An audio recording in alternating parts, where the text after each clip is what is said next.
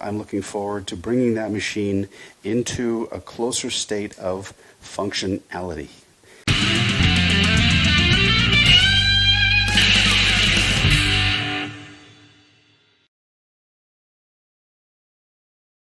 Hello everybody, and welcome to My Man the Maker's unboxing channel.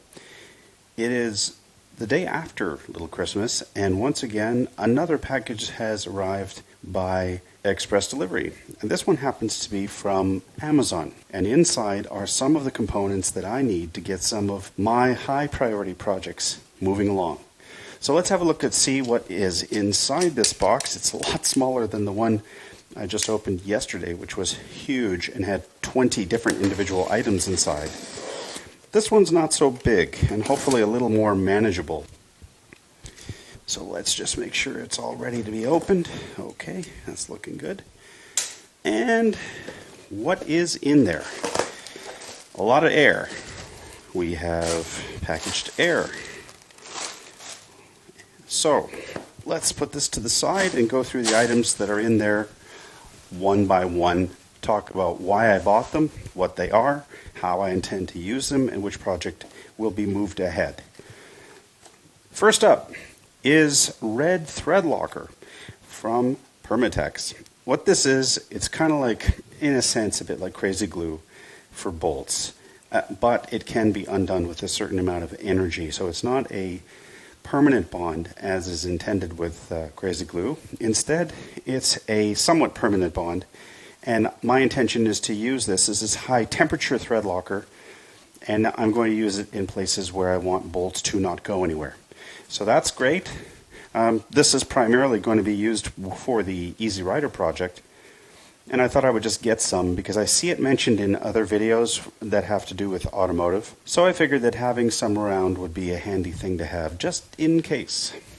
Next item up is auto lighting. Now, what's interesting about this is these are W5W replacements. The bulbs in the Outlander are currently halogen bulbs. They're very hot, and they are not as bright, apparently, as these bulbs. So these are halogen bulbs.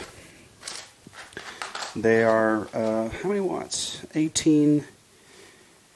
They might be, they're 18 LED bulbs, and I don't know what the wattage is, but I'm thinking they're probably 3 or 5, which means that they're reasonably bright. We're going to see them in action very soon because I have one to replace in the daytime running light area. So I'll do both, of course, and pull out the existing non-LED bulb.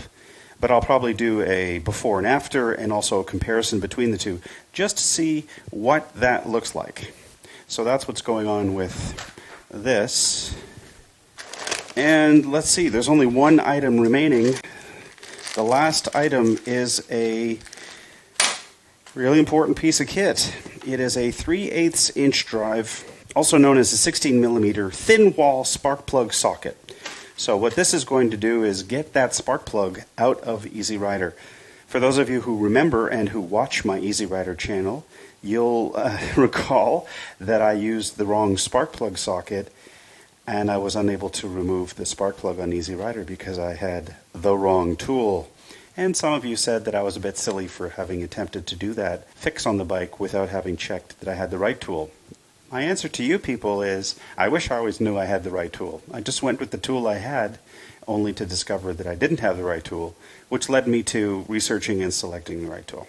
I think everybody's been in that situation where you think you have the right tools and then you discover that you don't. Of course, preparation is key, and getting ready before you go in is always a good idea. But it's not my primary vehicle, and it's also not time sensitive.